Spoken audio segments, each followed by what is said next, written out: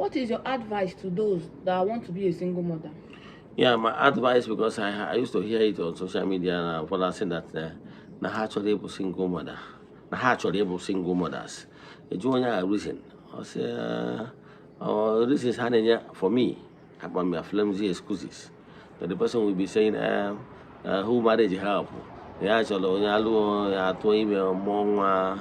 Then uzonwe ya enjoy this no so no one na te aka the old age. Can you imagine? Na akwara ndị mmadụ look. Onwe na-asị ka ịmụta ga-enyere gị aka na old age m nke zuru ọfụma. Ọ bụrụ ịmụta nwa abụ isiokwu na ọ ezuru ya azụ. Ọkwụdụ ụmụaka na-amụta kịta ị nwere ike ịmụta nke ọ bụrụ na nwatakịrị ị mụrụ ezuru ya ọfụma. Then o nwere ike at that age anyị na-eche ka ọ nọrọ gị nso ọ bụrụ gị aba jebe Ghana, jebe Liberia or jebe Libya iji eme runs ntị ọ dị ka ebe o si mụta runs n'aka gị.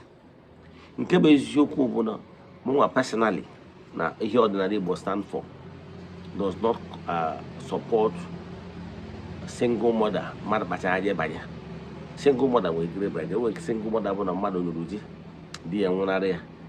Nwere single mother bụ na enwere strong relationship, nwere ike ọ bụrụ na n'aka nụpụrụ ya anụpụ ma ọ bụ n'aka na-akwado ya na-akwado wedding, onwe ka tragedy ji wee strike ya, the guy nwụrụ ọmụzie nwa without ability, and so many other responsible reasons nwere ike ime. Mana ndị na-ekwu maka ha tata bụ ndị a kpachara anya on their own. Ọ sị na ya chọrọ ịnụ di, nwoke bịa ọ chụpụ nwoke test ya ma ihe ọ na-achọ nwere ike ọ na-achọ bone straight, ọ na-achọ already made man and so many other things. Ajọ omume ma wee tụ ya life ya si wee decide na ya chọrọ nwoke ma life ya decide na ya chọrọ ịgba mbọ na a single guy chọrọ inye ha opportunity. Ihe ọ chọrọ married men ọ na-achabakwa ndị ya anụ ya nọ ndị ọ na-anata ego as runs. O megidoro nsọ a na-agba na-eje UK, na-agba na-eje America. Ọfụwa na eji agbadawago na ndụ ya ojije tụrụ ime sị ka ọ mụọ onye ihe ne nke ntị onye gwara n'ụwa dị like that ụwa dị ka eche. Nke bụ eziokwu na life ahụ ị na-ebi. One, some of them adroad financially buoyant to take care of that nwatakịrị ka ofu. Even ndị funded financial buoyant to take that nwatakịrị anwa. Have you think about social ọnụ a ga-akọnwa ya nwatakịrị? Do you know nwatakịrị a na-abịa na be nna na ụmụnne gị nwere ma ha ịhụnanya ya na? Do you know na o nwere some certain things nwere ike ịdara gị n'obodo akọ ya ọnụ enwere idea? Do you know na enwere some certain titles ọ ya achọ ka e wee n'obodo ajụọ onye bụ nne ya? Have you na-eche maka so onwe gị onye ga-enyere gị aka? Do you check the pain ị ga-aka ọsọ nwatakịrị a? Ị ma na o nwere ndị try goro ụdị ihe ị na-achị try nwatakịrị a jee challenge be ha gwa ha na ha menwenata peace till ha gwa ha onye bụ nna ha. Ị nwere idea?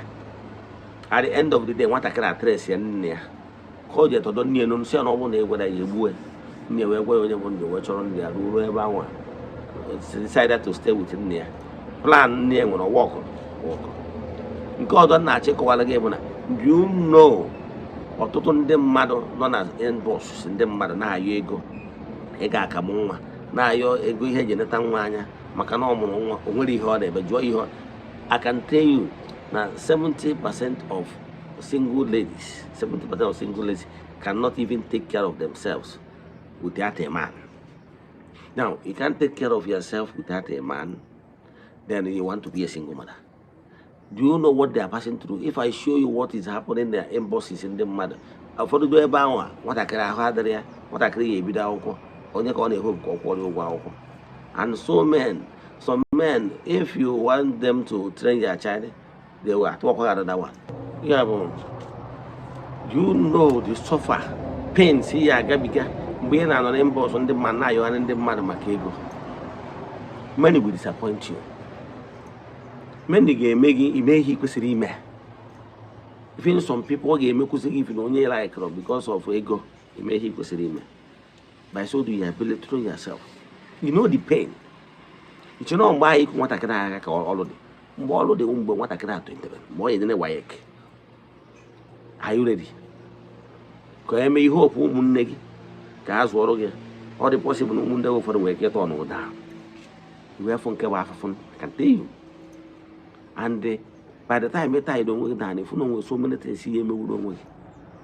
For the Ajimo, make a point. Or what is the advice? My advice is this. I will give you advice as a traditionalist. My advice is don't wish to be a single mother because you want to be. No, it's a wrong idea. Anybody that is advising you is deceiving you. It's better for you to accept polygamy, be the second wife, be the third wife, be anyone. That's your child. They have a father figure that will give him the shelter. Even when dear at the anon a father figure because they were not using what I carry. One is on attack. Again, what is a responsible person, the guy not as a father figure. Yeah, from time to time, or you catch you. Why do you insult your mother? The more no matter get an insult to never, you know idea. Okay, what you don't know how to a father figure. Man, I can hear enough in the society. You got for the single mother self. Also, in where or just so better on Motaro Ogbuefi. Over the one I've been a yard and I for show me and I watch ya. Umazia, make a higher baruguru. Can work by the time I had 18 years. You work years you call on each and a boyfriend. By then, a phone and why you know, as a case, woman, as a Yaka, now when I came with them because only the Ganya for a man now when I came up. No one looking before you know you to or Zuburi. Because they want a father figure. When I'm Bobo, it told it above. Oh, for any reason, the why lose you, dear. More than what he made. I gave one nigga a father figure. He must look for a matured person. Guy walk without no as a father figure. Or bro, my kego koji. Or bro, my cocoa koji webia. You hope you don't go near the Gaka for no maze, Motarana, or you are not a father figure. Or one day play what would you around the home maze because all you go matured. Oh my god, maze, I could say Kapa. My normal cake, no watching gumbo is water. They are not who maze and our photo. O mazi ne hope ya baru da ma basiru ana ni so onya me no otutu ndị mmadụ nwere nke mma medo na mgbe na Abuja matakere die so na onye nwere highest supermarket no Ogbuefi mana mgbe this man this woman ndị be die na die say hapụrụ everything ka okwe widow no ruji of ma instead of this man woman ga-eje chọrọ a woman of maybe around maybe 40 early 40s. Instead of why I show a matured man, Ganyaka, and not as a father figure, Yatago. Now, advice needs my advice.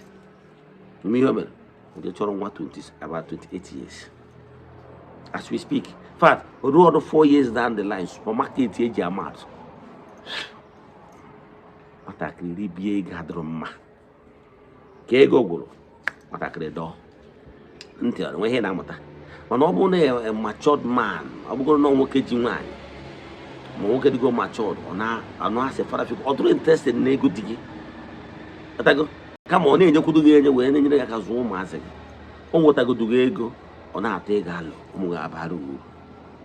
I know some of you will attack me, some of them will not like this message, but I will tell you the truth. Instead of going on a bend and like a mom, Galaga manner, they are not polygamy or Padagu, Umuga, and welcome away. However, can they go polygamy as long as they're Chobonia and you do after? Can polygamy abroad for everybody?